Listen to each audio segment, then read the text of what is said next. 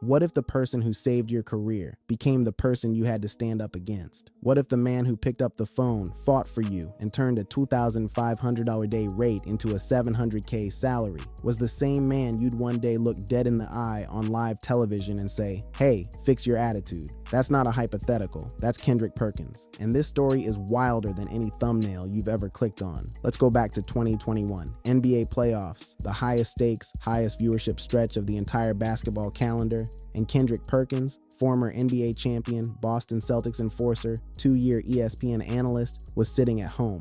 Not because he wasn't good enough, not because the audience didn't like him, but because of something far more frustrating than any of that: corporate red tape. See, Perk had been at ESPN since 2019, working on a day rate, roughly $2,500 per appearance. No guarantees, no star treatment. Just a former player trying to prove he belonged in a room he'd never trained for. And by the time the playoffs rolled around, he had completely burned through his allotted appearance days. The system said he was done for the season. Come back next year. But Stephen A. Smith had other plans. Smith wanted Perkins on First Take for a full week during the playoffs, not one day, a full week. And when the network bureaucracy pushed back, when the answer came back as no, Smith didn't accept it. He picked up the phone. Perkins told the story himself on the Straight Game podcast. Smith called him directly, told him to relax, said he'd handle it, said, and Perk remembered these exact words, that he'd be hearing from the bosses the next day. The bosses called, and what ESPN did next. It wasn't just approving a few extra appearance days.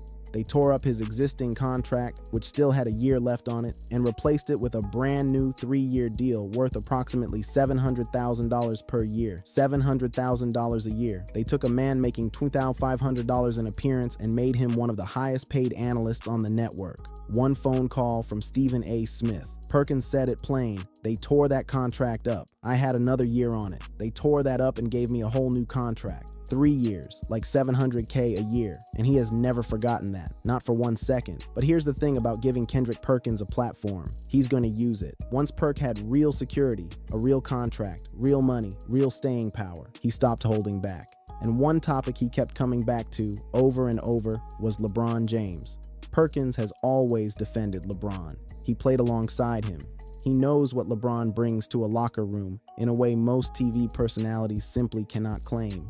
So when debates about LeBron's legacy would heat up on First Take, Perk would go all the way in. Loud, direct, no apology. And Stephen A., he'd push right back. Their LeBron debates had a specific electricity to them because Perkins brought something Smith couldn't manufacture: lived experience. He was in those locker rooms. He was there. When Perk argued that LeBron's return to Cleveland was his hardest path to a championship, navigating a hostile ownership situation with Dan Gilbert, carrying the weight of going back to a city he'd publicly left, he wasn't reading off a teleprompter. He was pulling from memory. When LeBron James went back to Cleveland, that was his hardest path. And Smith would counter, hard. He'd pivot to the Western Conference gauntlet, Utah, Phoenix, Denver, Dallas, and argue that the competition LeBron was navigating gave his current path a different kind of difficulty. Two smart men, two real arguments, zero agreement. That's the show. That's always been the show. And their ability to go that hard at each other without it turning ugly, at least most of the time, is what made them must-watch television.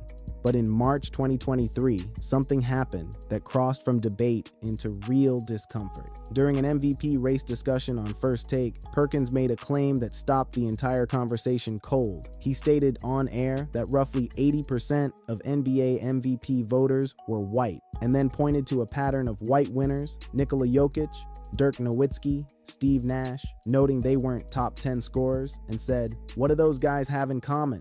I'll let it sit there and marinate."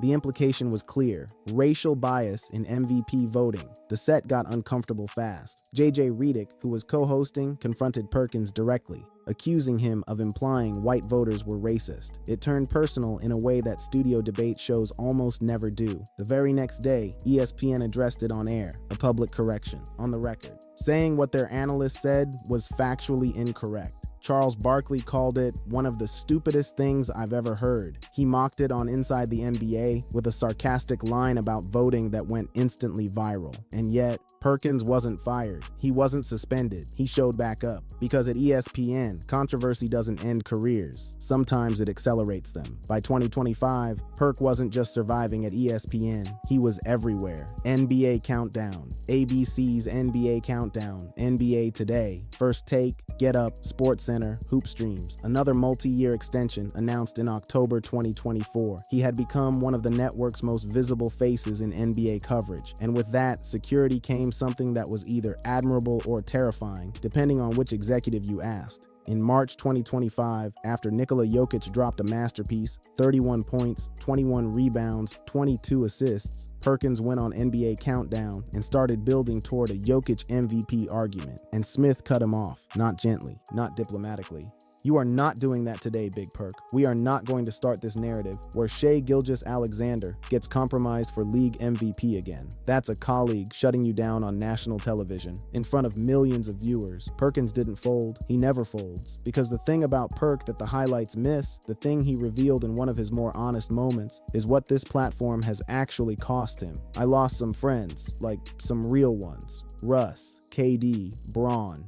Let that land for a second. He's not talking about Twitter strangers being upset with his takes. He's talking about men he shared locker rooms with, men he went to war alongside on basketball courts, men who have gone cold on him because of things he said on television, and still he keeps saying them.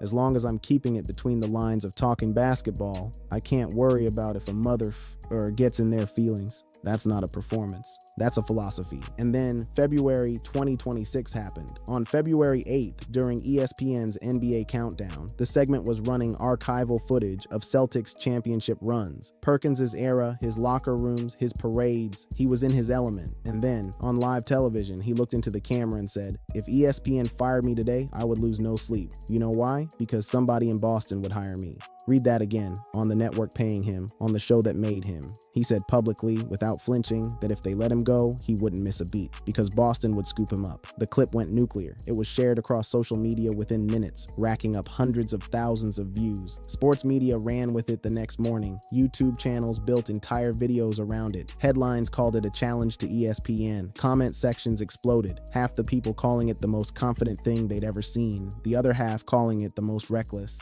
And then the rumors started swirling. The narrative that took over the internet was that this was Kendrick Perkins going to war with Stephen A. Smith, that Smith had tried to get him fired, that Perkins had gone public to call him out. But let's be honest with you here, because you deserve the real story. There is no verified evidence that Stephen A. Smith ever tried to get Kendrick Perkins fired. The YouTube titles you've seen, Perkins exposes Stephen A. for trying to get him fired. Those are built on the energy of their very real on-air clashes, not on documented facts. The clickbait machine took real tension and turned it into a war that isn't provable.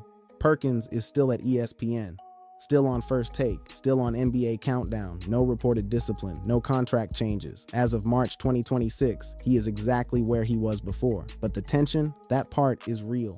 Because earlier that same month, during a First Take segment, Perkins interrupted Smith mid-sentence, on camera, in front of everyone, and said, "Hey, you gonna fix your attitude this morning?"